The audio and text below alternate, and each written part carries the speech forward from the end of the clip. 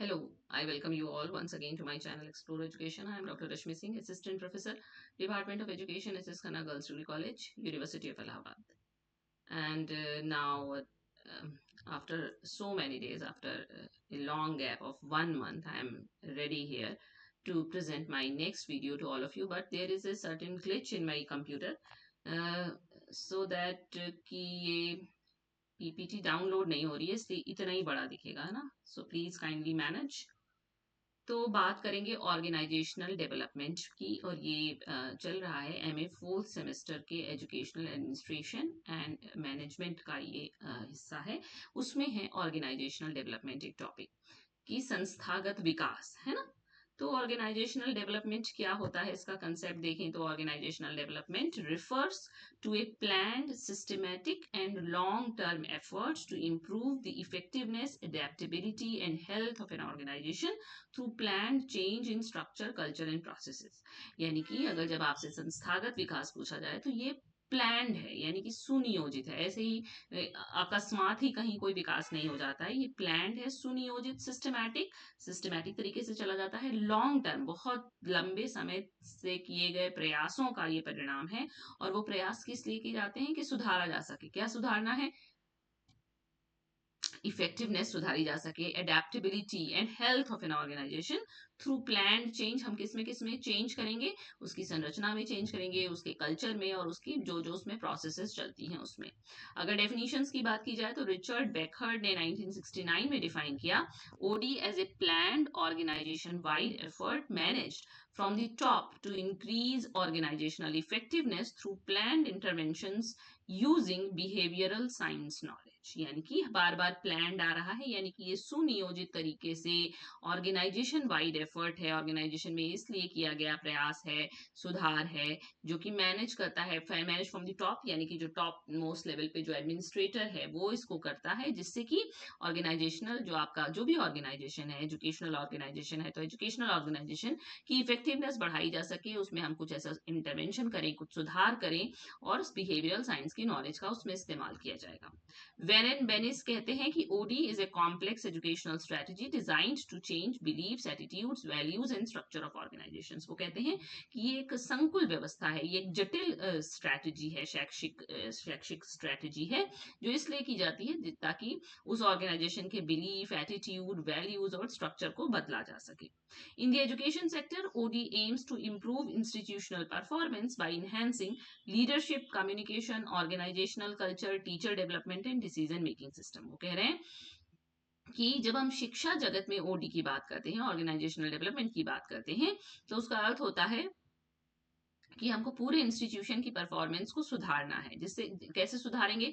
Leadership को enhance करके, संचार व्यवस्था को सुधार के, उसके कल्चर को सुधार के, टीचर का डेवलपमेंट करके, और बढ़िया डिसीजन लेके, डिसीजन मेकिंग सिस्टम्स के द्वारा. ठीक है. फिर इसकी नीड क्या है?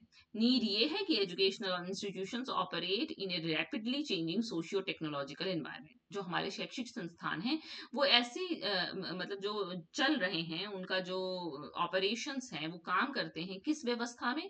बदलती हुई, तेजी से बदलती हुई सामाजिक तकनीकी इन्वायरमेंट है उनका. समाज भी बदल रहा है, इतनी टेक्नोलॉजिकल एडवांसमेंट हो रहे हैं, इसलिए ओडी जरूरी है, ऑर्गेनाइजेशनल डेवलपमेंट जरूरी है, ताकि उनका सर्वाइवल हो और उनमें सुधार हो. तो इसके लिए बहुत सारे रिफॉर्म्स और पॉलिसी चेंजेस आते रहते हैं. Implementation of NEP 2020, competency based curriculum and digital learning requires institutional restructuring.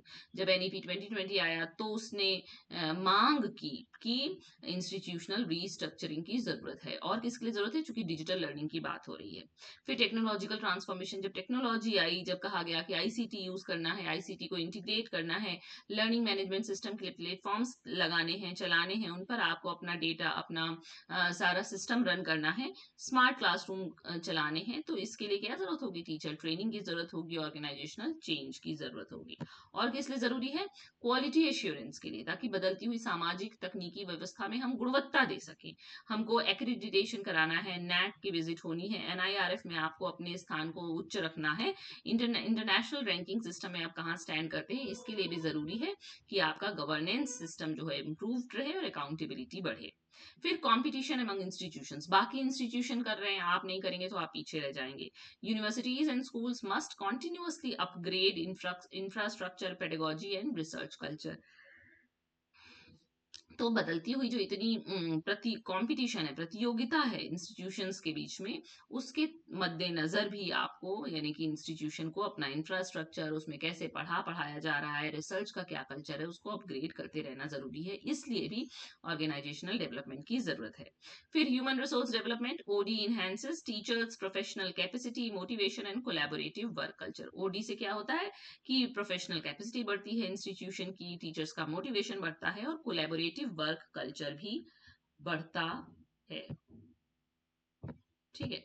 Objectives क्या है, इसके उद्देश्य क्या है संस्थागत विकास का, कि हम ऑर्गेनाइजेशनल इफेक्टिवनेस और इफिशियंसी को बढ़ा सकें, हम टीचर मोटिवेशन और जॉब सेटिस्फेक्शन को सुधार सकें, हम पार्टिसिपेटिव डिसीजन मेकिंग को में सुधार कर सकें, हम पूरे इंस्टीट्यूशनल कल्चर और कोलैबोरेशन को स्ट्रेंथन करें, मजबूत करें, सुदृढ़ करें, हम प्रॉब्लम सॉल्विंग कैपेसिटी को इनहेंस करें और हम स्टूडेंट का लर्निंग आउटकम भी सुधार सकें। OD also improves employee wellbeing, यानी कि वहां जो टीचर काम कर रहे हैं, वहां जो और लोग काम कर रहे हैं, उनका वेलबींग भी हमें सुधारना है, उसका लक्ष्य है, उद्देश्य है।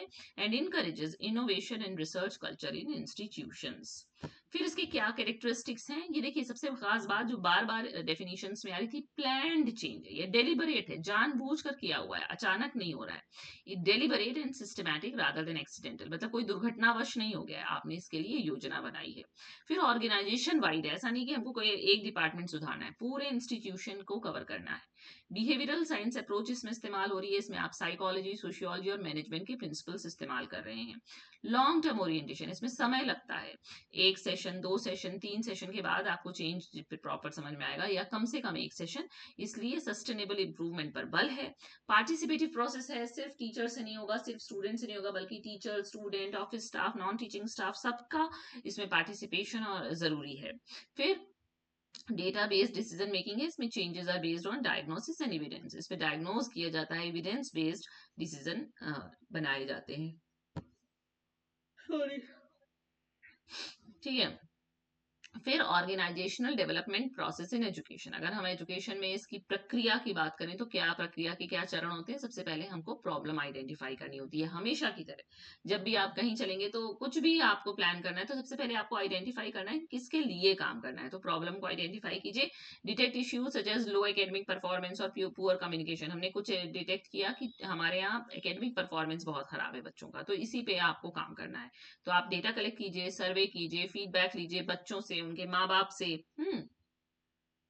इंस्टीट्यूशनल रिपोर्ट्स पढ़िए, एकेडमिक रिजल्ट्स देखिए, तो आपको डायग्नोज हो सकेगा कि रूट कॉज क्या है, आप उसको आइडेंटिफाई कर पाएंगे। फिर आप उसके लिए इंटरवेंशंस प्लान कीजिए, ट्रेनिंग प्रोग्राम चलाइए, स्ट्रक्चरल चेंज करिए, लीडरशिप का डेवलपमेंट कीजिए, फिर इम्प्लीमेंटेशन कीजिए, आपने जो तय किया है उसको इम्प्लीमेंट कीजिए, उसको एग्जीक्यूट कीजिए जो आपका रिफॉर्म है, और उसके बाद आप उसका मूल्यांकन कीजिए और अनुवर्ती कार्यक्रम चलाइए कि जो आपने प्लान, मतलब कि जो आप चेंजेस लाए, जो आपने एग्जीक्यूट किया, वो कितना कारगर रहा। Measuring outcomes and continuous improvement. ठीक है। फिर उसके बाद अगर इस तरीके से आप इसको चित्रात्मक व्यवस्था में देख सकें, तो ये कहीं से लिया है मैंने। सबसे पहले आपने क्या किया, स्कोप आउट दी प्रॉब्लम। फिर आपने क्या किया, करंट सिचुएशन को इवेलुएट किया, फिर आपने उसके लिए डेटा कलेक्ट किया, फिर आपने फाइंडिंग्स को स्टेक होल्डर्स के कंसल्ट किया, फिर आपने कुछ इंटरवेंशंस डिजाइन किए, है ना, इम्प्लीमेंट किया चेंज को, और फिर evaluate and monitor the change कि कितना चेंज कारगर रहा, और फिर आपने इंस्टीट्यूशनलाइजेशन ऑफ द चेंज, यानी कि पूरा आपने पूरे पूरे इंस्टीट्यूशन में वो चेंज दिखने लगा, है ना।